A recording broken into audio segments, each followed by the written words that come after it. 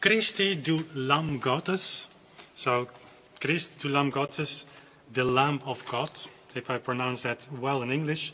It's a choral that is supposed to be played in Lent period.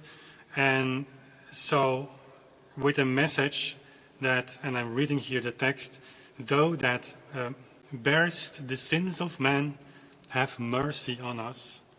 Grant to us thy peace.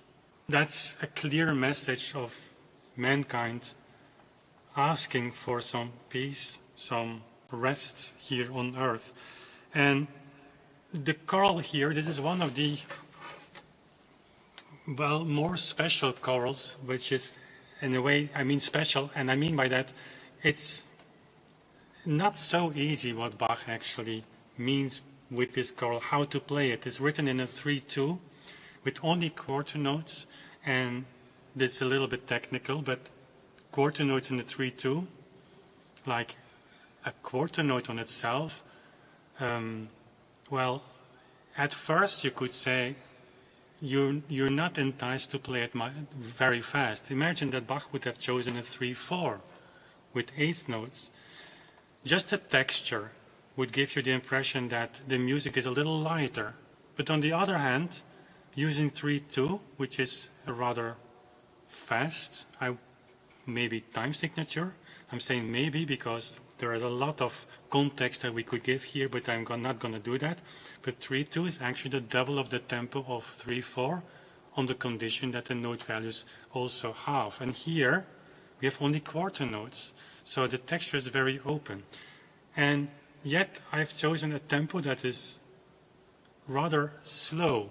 You could say it's a kind of an adagio feeling in the 3/2. And I'm doing that because of the message of the music, at least how it resonates to me. You have these descending lines, and I'm playing it with the gedacht and the tremulant here only. I'm going to leave out the tremulant for a moment. I'm going to demonstrate later what it does and how it sounds without. But you have a descending line.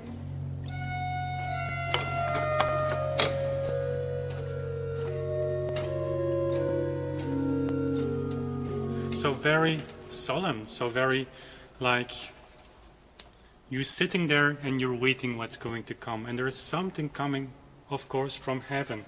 And this motive, just 1/6 down, that's actually the only thing that's happening in this music. There is not much more except the same motive that Bach uses and goes the other direction. So instead of going down, going up. And we're going to see that at the end of the piece.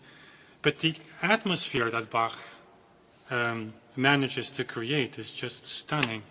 And this is one of the pieces, when you play it on a beautiful organ like this, you suddenly add another dimension to a very simple texture. And it's that combination that creates something, very special, very vulnerable. And going back to my little rant on tempo, by choosing that tempo, I'm hoping that I enhance that character of like a very introvert piece. It's like someone is talking to himself the entire time. And in the recording I added the tremulant.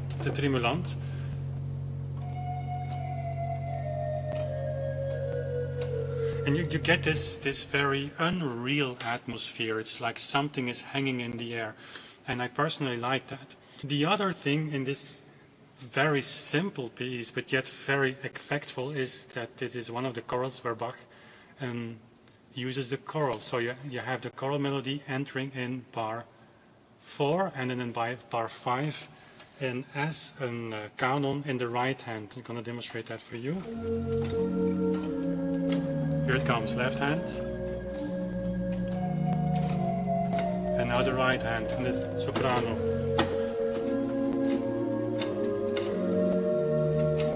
And so on. This soberness, Bach expresses that also in the complete lack of ornamentation. It's very untypical for him. It's like almost as if he forgot to finish the piece. There is no trill, there is no eighth note, there is no elaboration on the motive that he has from the beginning.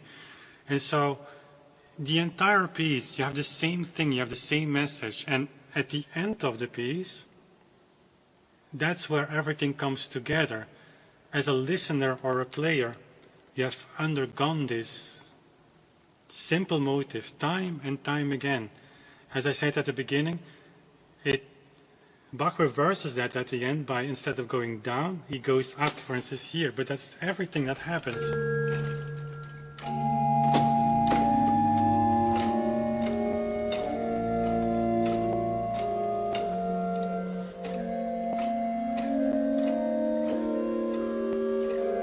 Here is a little bit of light. It's an unbelievable moment.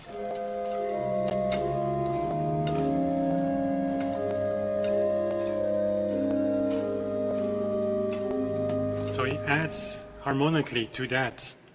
Very effective. And unseen almost in that time is that he ends this piece in G major while we started in F major. The reason why he did that is actually unknown to me, but I guess he didn't make a mistake in saying, like, at the end, oh, I made a mistake, I ended in G major and I started in F major. It must have some kind of meaning where he lifts just a tonality from F major. In a way, it feels like a neo-Baroque piece, like he's just creating a harmony that shouldn't, or a harmonic sequence that shouldn't exist in that time. And of course, you go through all the harmonic transitions and you don't really feel that. It's a surprise when you go back and, okay, see that it started in F major, you end in G major. So, as a last point here, I explained what the piece is about for me, what the character is, how I feel it, what the message could be. Of course, you can project a lot of different stuff, but I've chosen the registration for that purpose. Like, this is one of the most simplest registrations that we have. Just a Gedacht 8 on the Bovenweg, we add the tremolant, and then tuba 16 and Gedacht 8 in the pedal. That's it. Of course, you can go very extremely the other way. You could say, okay, let's have a plenum sound. I'm just going to demonstrate that to hear the difference. As we mentioned before in other chorals, the stop choice really adds to the character of the piece. And now, instead of like a piece that is like very introvert and vulnerable, we hear like a majestic message, and which is very well possible.